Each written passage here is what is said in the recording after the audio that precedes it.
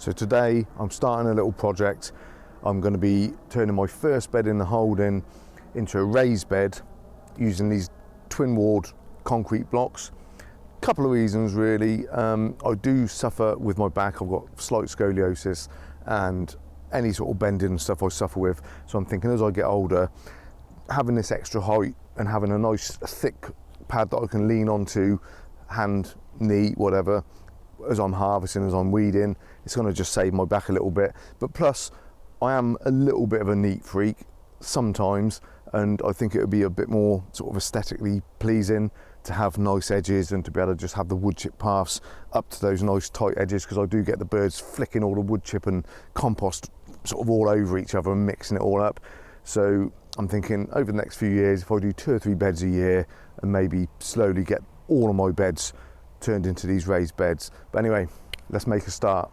This is my asparagus bed. It's the furthest bed in the veg garden. As you can see, it's looking a little bit rough at the moment. It's had all sorts of things flop on it. I've had my Jerusalem artichokes flop on it. I've got goji berries planted here that flopped all over it. I'm going to cut them back, tidy everything up.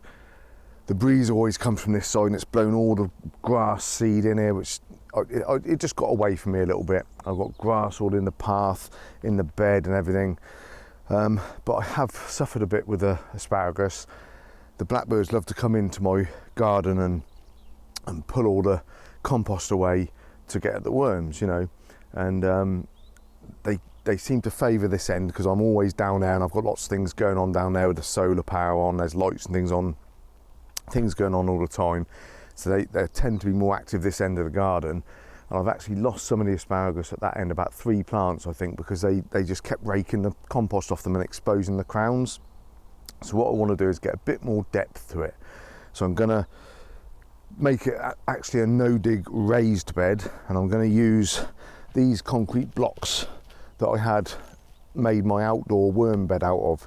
So if you watch my other videos, you'll know that I'm moving my outdoor worm bed inside into 1-ton builder's bags and my big flow-through worm bin. These blocks are now free to make some raised beds, and I think it's the way to go really for me. I looked at timber. I mean, timber now in the UK, I'm sure everywhere, is super expensive. So if I was to buy, for example, let's say a 6x2, enough to do all this bed, which is probably 4.5 meters long by about 1.2 wide, you're going to be looking at 70-80 quid easily, if not more. It's just stupid money, timber at the moment. These concrete blocks aren't any cheaper. I bought 2 pallets to do the worm bed and they were £140 a pallet, 40 blocks a pallet, and I reckon I need about 26 to do these beds. Now my beds, as I go that way, they do narrow up slightly because just the way the land laid, it was slightly wider this end, so the way it tapers up they get slightly shorter, so it might be 22, 24 for the other beds. But I think what I'm going to do is, as I have an excess of compost now, is perhaps each year I'll do 2 or 3 beds, and I might just slowly turn all my beds into raised beds using these concrete blocks. So it might end up costing me, you know, about £80 a bed in these blocks to get them all done. But you know, they're solid concrete and they should pretty much last forever. They'll see me out anyway. And also the good thing is, the thing I'm going to do that is a little bit different. Obviously you've got these 2 holes in the blocks and they're going to be laid like this around the bed. So this gives me the option of either planting a few herbs, or as I'm going to do in this bed, I'm going to plant some strawberries. So I took lots of the runners off of my vibrant strawberries. Didn't do any of my Mara de Bras strawberries. I thought I'd do the vibrants because they were sort of in the wrong place anyway. So I've taken about 70 or 80 runners off of those. And so once I've done this bed, I'm going to fill each of these holes with compost and plant a strawberry in each hole. So that'll be a whole lot of strawberries off this one bed, and it gives me the option. I can leave them empty, or I can pop things in them, you know, whatever. It just gives me that extra option, and it's sort of quite insulative and nice and wide. I can sit on it, nice and wide to kneel on. It's not too digging into your leg and I'm not going to get any splinters off it. And obviously, you know, if I did it in timber, even if I could get timber a bit cheaper and it was 50 or 60 quid a bed, it's only going to have a certain lifespan, and using wood chip as paths is going to encourage mycelium, which will always end up eating into the wood as well. So I think these concrete blocks, even though they're no cheaper than timber, the lifespan is just going to be that much greater. So I'm going to crack on now, because I've only got probably an hour and a half of light left. Crack on, get it cleared and start getting the blocks over here, and we'll finish it off tomorrow. So I've got the first few blocks in, just playing around with them. Now, they're never going to be perfectly level. I'm laying them on soil, wood chip and a bit of compost. So I'm just sort of tilting them back and raking a bit under them to get them so that they look nice. But they're always going to be a little bit wibbly wobbly. What I forgot to say is that obviously doing it this way, my beds were about 1 metre to 1.2. It depends with the birds raking all the compost off all the time. Some of them have widened slightly. I was going for about 1 metre, so the beds now internal are going to be 90 centimetres exactly, so basically 3 feet, so a little bit narrower in the middle. But of course I've got the planting in the wall. I'm going to put strawberries in these, and of course in any of the others I could try doing carrots in them, a lettuce in each hole, whatever. The wall itself is going to be extra growing space as well, so total width including the wall, even though not all the wall can be planted, is actually now wider. It's now 1 metre 33, nearly 4.5 feet. So I don't think these holes will dry out too much because they're in contact with the ground. Wood chip this side is gonna, I keep topping up, is gonna come an inch or two up the block, and then nice damp bed in the middle, and with concrete, moisture wicks through it. So we'll see how it goes. I'm going to play around with them next couple of years as I'll get a few done, and we'll see how they go. But this gives me quite a lot of extra planting space. Like I say, carrots, parsnips even, 1 parsnip per hole I could try. I'm just going to play around with it and see how we go, but we're losing the light now. I'm going to get a few more blocks in this side. I'm just laying them to a string, and I've got to carry on weeding and finish off the other side, but I'll come back tomorrow and do that. So I'm going to crack on for a little bit more now. So I've got the bed finished. Now what I decided to do, these first 3 beds of the veg garden are about 2 foot longer than all of my other beds. It's just the way I started it. Wasn't quite sure what size to do when I first started.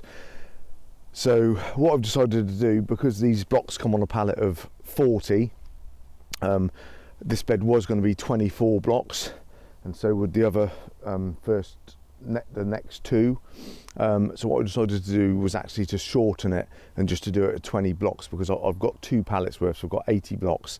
So if I do them at 20, which is the size all my other beds are, it's just these first 3 that are a bit longer. The 4th maybe 6 or 8 inches longer.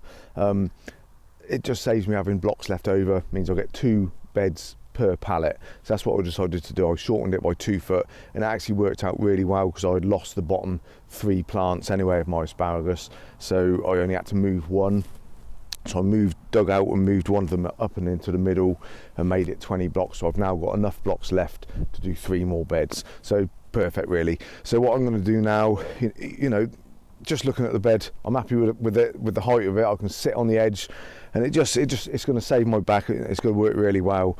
I've topped it up, put 3 heaped barrel loads of compost in. That will settle a bit. There's no need to come right to the top, but you know, it gives me the option to go as deep as I want, but that gives the asparagus a nice extra few inches. The blocks are about 8.5 inches deep, I think, something like that. So all I want to do now, I'm going to start planting my strawberries.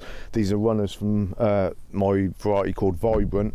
I've just sieved the compost to go in these so there's no big lumps, no air gaps, but I just wanted to sort of roughly have an idea of how much volume of compost these holes are going to hold. So this is a 5 litre pot, so if I just try and tip it in without spilling any, it'd just be interesting to sort of see how much it holds.